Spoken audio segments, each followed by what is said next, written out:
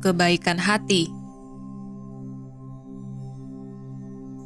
Seiring dengan perjalanan kita di sekolah bumi, kita cukup banyak bertemu dan berinteraksi dengan sesama murid, di mana kita saling belajar satu sama lain. Pelajaran yang kita dapatkan sudah sesuai dengan karma serta hal yang ingin kita kuasai. Ada yang ingin belajar bagaimana melayani ego, ada yang ingin belajar mengalami dualitas, ada pula yang ingin belajar untuk melayani sesama. Tingkat pelajaran masing-masing individu akan bervariasi.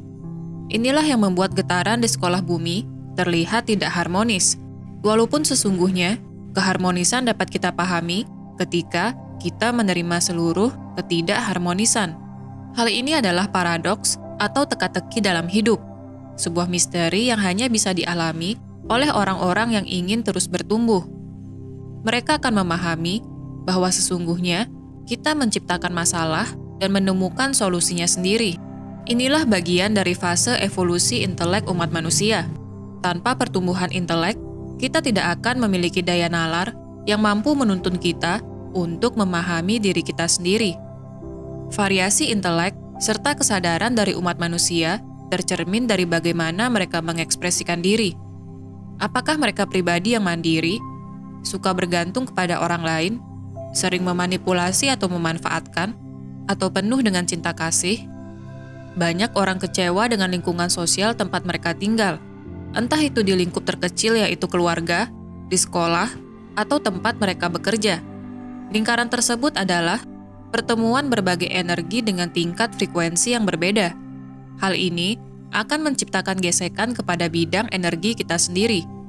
Ketika energi kita tidak selaras, maka kita akan mudah terkontaminasi atau terjerat dengan bidang energi yang dipancarkan oleh individu lain. Sebagai contoh, ketika energi kita tidak seimbang, kita sering merasakan gejolak emosi, baik itu emosi getaran rendah, yaitu amarah maupun kekecewaan, hingga getaran netral. Fluktuasi emosi ini adalah wujud dari tidak seimbangnya energi emosional kita. Maka, ketika orang lain memancarkan energi di getaran yang mirip dengan kita akan menampilkan perilaku yang sama dengan mereka. Pernahkah kita menyadari hal ini?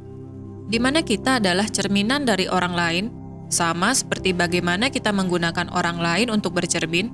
Ini adalah salah satu wujud dari hukum universal, Law of Attraction, di mana getaran yang mirip akan saling tarik-menarik. Ketika kita ada di frekuensi rendah, maka kita hanya akan menarik hal-hal yang berada pada frekuensi tersebut. Jika kita tidak menyadari hal ini, maka kita akan beranggapan bahwa semesta tidak adil, atau kita beranggapan bahwa kita adalah orang yang paling malang di bumi ini. Padahal sesungguhnya, kita sendirilah yang menarik kemalangan dalam hidup kita, sesuai dengan Law of Attraction. Banyak orang kemudian menjadi putus asa atau kehilangan harapan akan kemanusiaan, di mana mereka beranggapan bahwa tidak ada orang baik di dunia ini. Mereka mengeneralisasi berdasarkan pengalaman yang mereka alami. Padahal sesungguhnya, mereka hidup di frekuensi rendah, sehingga realita yang mereka lihat adalah demikian. Untuk dapat menyadari bagaimana banyak orang sesungguhnya penuh dengan kebaikan hati, maka kita harus menaikkan frekuensi kita terlebih dahulu, di mana kita hidup dengan kebaikan hati. Artinya, kita harus merangkul kegelapan jiwa kita untuk kemudian melakukan transformasi diri. Kita harus menyadari dan menerima berbagai pikiran, ucapan, serta sikap yang selama ini kita ekspresikan kepada orang lain. Apakah selama ini kita menampilkan emosi getaran rendah atau sudah menampilkan perilaku yang mencerminkan cinta kasih? Inilah mengapa olah batin, baik itu berdialog dengan diri atau menulis jurnal, penting kita lakukan untuk melakukan evaluasi diri. Kebaikan hati adalah keselarasan antara alam batin dengan alam fisik, di mana kita menampilkan keilahian Sang Pencipta di setiap hal yang kita lakukan. Bukan hanya melalui ucapan, di mana kita mengajari orang lain untuk tidak membunuh, tidak kasar, tidak mencuri, atau tidak berjudi, namun bagaimana kita hidup dengan mengasihi orang lain tanpa harus mengajari mereka melalui ucapan.